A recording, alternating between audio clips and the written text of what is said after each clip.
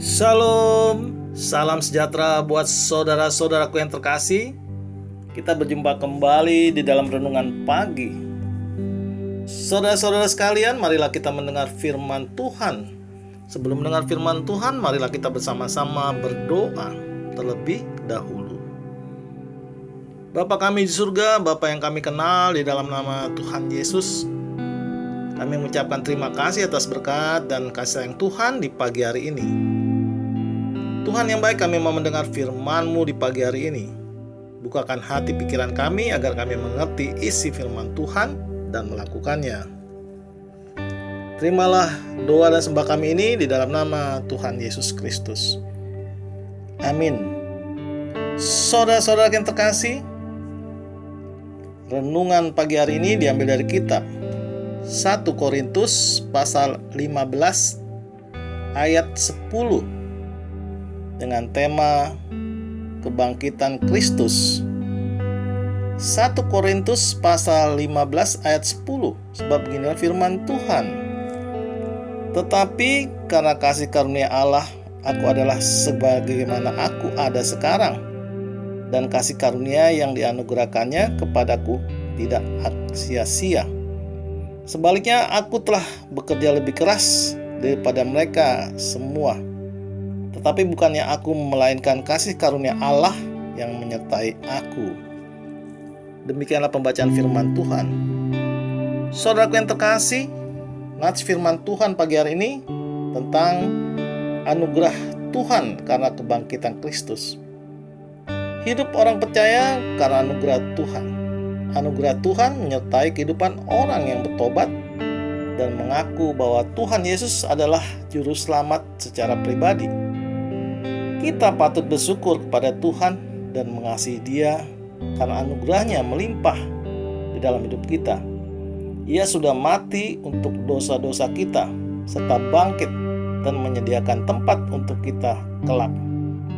Mari saudara-saudaraku, kita mendengar dan membaca dan meresapi firman Tuhan dari kitab 1 Korintus pasal 15 dimulai dari ayat 1 sampai dengan ayat 20. Kebangkitan Kristus.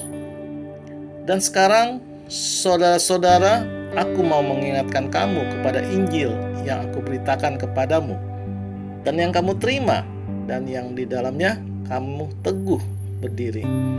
Oleh Injil itu kamu diselamatkan, asal kamu teguh berpegang padanya, seperti yang telah kuberitakan kepadamu. Kecuali kalau kamu telah sia-sia saja menjadi percaya. Sebab yang sangat penting telah kusampaikan kepadamu, yaitu apa yang telah kuterima sendiri, ialah bahwa Kristus telah mati karena dosa-dosa kita sesuai dengan kitab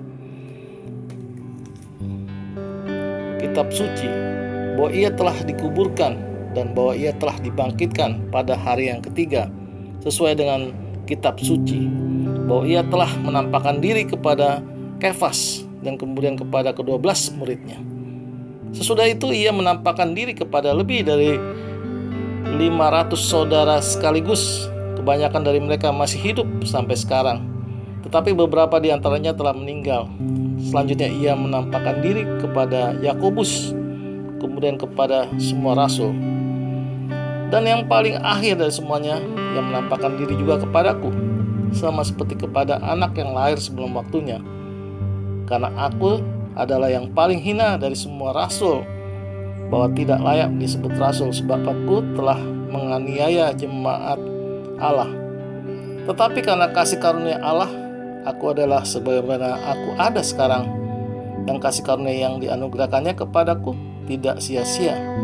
Sebaliknya, aku telah bekerja lebih keras daripada mereka semua, tetapi bukan aku, melainkan kasih karunia Allah yang menyertai aku. Sebab itu, baik aku maupun mereka, demikianlah kami mengajar, dan demikianlah kamu menjadi percaya.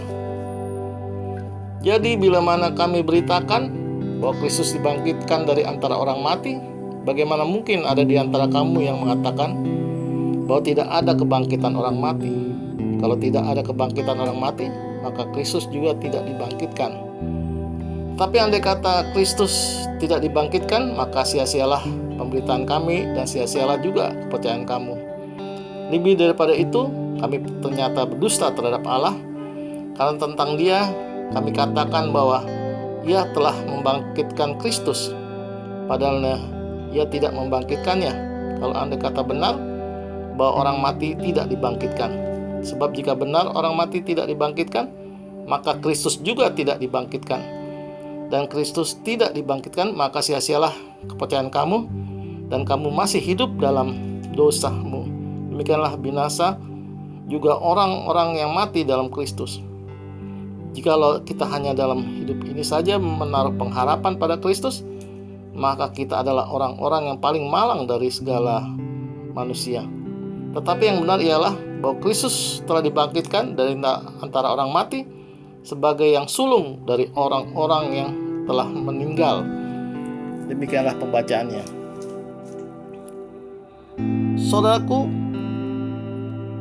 setelah membaca firman Tuhan bahwa anugerah Tuhan itu kepada kita umatnya, untuk yang percaya akan kebangkitan Tuhan Yesus Kristus dan akan diperkenankan Tuhan di dalam hidupnya.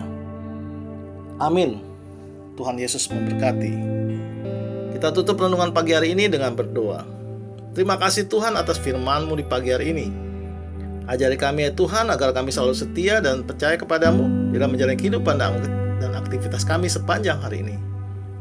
Dengarlah doa dan sembah kami ini dalam nama Tuhan Yesus Kristus. Amin. Saudara-saudara yang terkasih, marilah kita selalu mengucapkan syukur di dalam hidup ini, dan kita percaya renungan pagi hari ini menjadi sumber berkat dan sumber kasih untuk kita. Shalom.